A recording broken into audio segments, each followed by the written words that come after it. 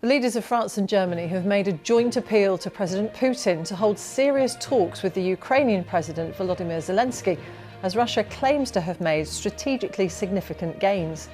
Ukraine has warned it may have to withdraw from Severodonetsk, the easternmost city that it still controls. Russia's assault on Ukraine is intensifying. This is Kharkiv in the east of Ukraine. Russia has attacked the centre of Kiev with drones during the morning rush hour. Russian forces also shelling other cities around the country over the last few hours or so. According to the Ukrainian Interior Minister, several people have been killed in Russian strikes on Ukrainian cities. According to the Ukrainian government, attacks were carried out by Iranian-made, what they described as suicide drones. As Russia claims it destroyed a warehouse full of NATO-supplied weapons in western Ukraine. Right now, much of the ground fighting is still in the east, where Russian forces continue to advance.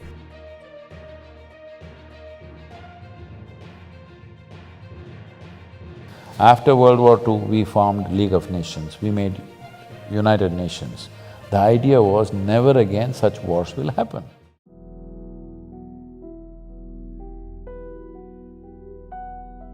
We have no intent of stopping the war, let's be clear about that. When it happens to us or when it happens close to us, we will cry. When it's happening somewhere else, it's drama. This inhuman attitude towards war and to killing and the suffering that other people go through we must come out of that. Because most evil things have happened not necessarily because of evil intentions, simply apathy. You sleep through life. Sleep is a good thing, but if you sleep through your life is a disaster. That is what is happening to the world, both in terms of soil, both in terms of… in terms of war. This is what is happening, we sleep through. After World War II, we formed League of Nations, we made United Nations. The idea was never again such wars will happen, right? Not just for Europe, for the whole world, never again it'll happen. When nations across the world, almost without exception, fortunately, Europe was not going that way after World War II, but now once again they're going that way. Almost every nation has invested enormous amount of money in building and stockpiling arms, armaments, bombs, missiles, smart bombs. I don't know how a bomb can be smart, it's the dumbest thing to do. 1,000 people are sitting here, you just drop a bomb, all of them died. I don't know what is smart about that. I cannot understand this. But they are talking about smart bombs, where they're saying from 2 miles in the sky, they can drop the bomb into your house through the window. They're very proud of this. So this is not one nation, across the world. We should never move into that thing about 2 world wars have happened. We should never ever move in that direction. Conflict should not happen, but in case it happens, at least it must be contained. Everybody should not jump into it. See, these are very superfluous judgments, but we must understand all this is rooted in our strong sense of identity, and we want our identity to dominate somebody else's identity. So nationhood is a very strong identity.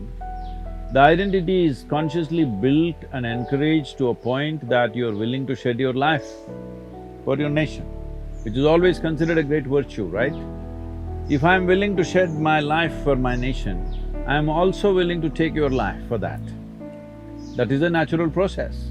Whether it is nation, race, religion, caste, creed, or even your individuality, if you're unnecessarily identified, you will get into unnecessary levels of friction and conflict. These guys, if I have a fight with you, at least I need to shoot you. If I'm shooting the sky, that means I have abundant supply of bullets, isn't it? Abundant supply. Otherwise I won't be shooting the clouds. See, somebody is supplying them plenty, all right? Otherwise nobody will shoot at the sky. I said, there are 62 industries in the world who manufacture that caliber of bullet. I will give you the addresses. will you go and lock them up? Actually, if you look at it, there's not been a single day's break on this planet after World War II without at least a battle going on somewhere. So, we have issues, we have economic issues, we have property issues, we have issues, all right? This is the idea of setting up a United Nations, that we will fight with our words and solve our problems. We are not in such a la-la land that we don't have any issues, we have issues. We genuinely have issues, isn't it? That two sets of people believe this is it, that is it, there. But this is the idea of setting up a platform which would solve problems.